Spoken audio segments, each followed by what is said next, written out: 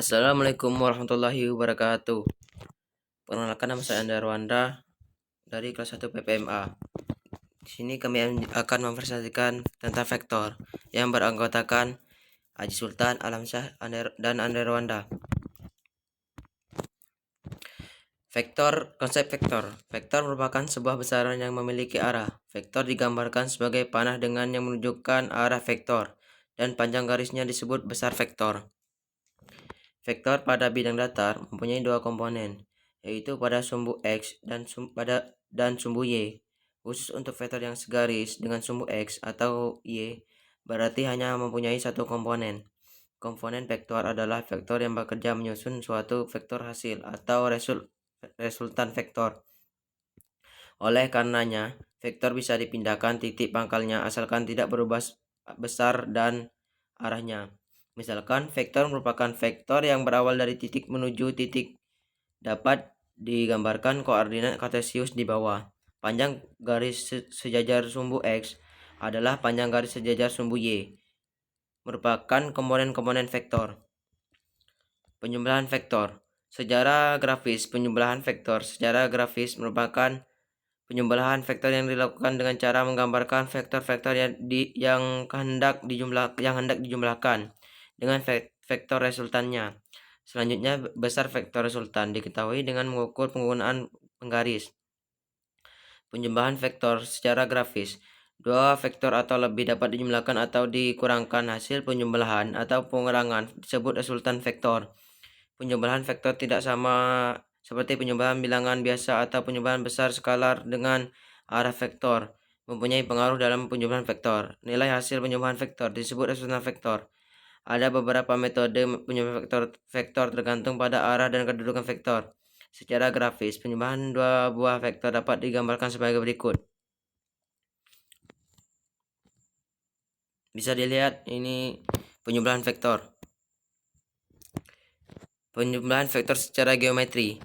Untuk menjumlahkan vektor secara geometri ada banyak cara, antara lain metode janjar genjang, metode segitiga, metode poligon, dan metode analisis. Metode janjar genjang. Dua buah vektor atau lebih dapat dijumlahkan dengan melukis sebuah jajaran genjang dengan kedua vektor tersebut sebagai sisi-sisinya. Adapun resultannya diperoleh dari diagonal jajaran genjang, yaitu titik pangkalnya sama dengan kedua titik pangkal vektor tersebut.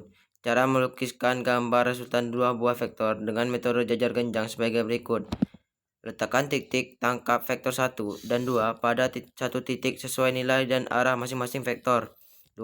Tariklah garis dari ujung vektor 1 sejajar dengan vektor yang lain dan sebaliknya. 3. Tariklah garis dari titik pangkal kedua vektor sampai ke titik potong garis sejajar vektor tersebut.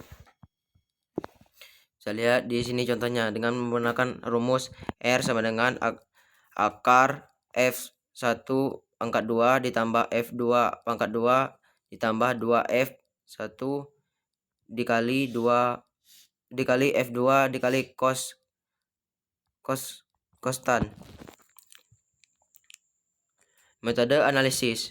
Metode yang paling tepat untuk menentukan resultan berapa vektor dan arahnya adalah metode analisis. Metode ini mencari resultan dengan cara perhitungan menggunakan pengukuran, yaitu menggunakan rumus kosinus, dan mencari arah vektor resultan dengan menggunakan rumus sinus.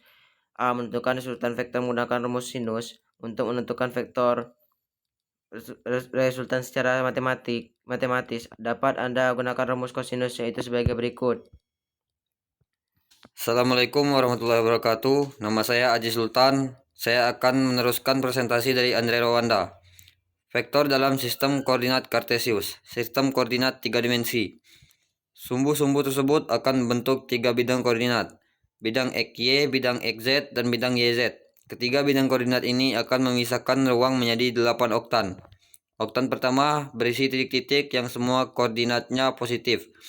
Dalam sistem 3 dimensi ini, suatu titik P dalam ruang ditentukan dengan triple beruntun X, Y, Z, di mana X, Y, dan Z dijelaskan sebagai berikut. X sama dengan jarak langsung dari bidang YZ ke P. Y jarak langsung bidang XZ ke P. Z jarak langsung dari bidang X, Y ke P. Banyak rumus-rumus yang diperoleh dari koordinat 2 dimensi dapat diperluas ke 3 dimensi. Sebagai contoh, untuk menentukan jarak antara dua titik dalam ruang, kita dapat menggunakan teorema Pythagoras 2 kali, seperti yang ditunjukkan gambar 4. Dengan melakukan ini, kita akan memperoleh rumus jarak antara dua titik, X1, Y1, Z1, dan X2, Y2, Z2. D sama dengan akar X2 kurang X1 pangkat 2 tambah Y2 kurang Y1 pangkat 2 tambah Z2 kurang Z1 pangkat 2.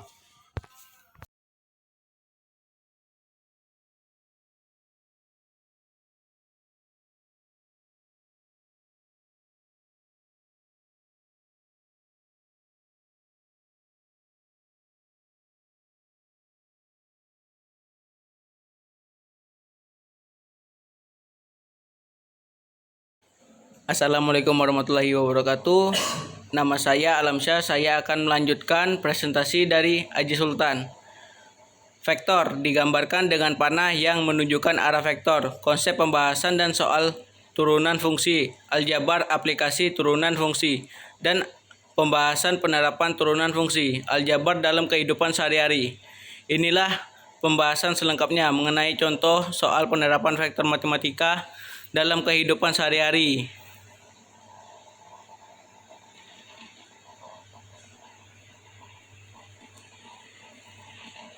Misalkan, seorang ingin menyeberang ke sungai menggunakan perahu dengan kecepatan x m per s per second. Dengan adanya arus sungai mengakibatkan jarak ditempuh tidak sama dengan lebar sungai. Arus pada sungai mengakibatkan perahu agak terseret sehingga jaraknya semakin jauh dan waktu yang ditempuh semakin lama. Kecepatan dari arus sungai dan kecepatan perahu merupakan salah satu contoh penggunaan vektor. Di samping memiliki kecepatan, vektor juga memiliki arah. Dalam hal ini, arah akan mempengaruhi resultan vektor.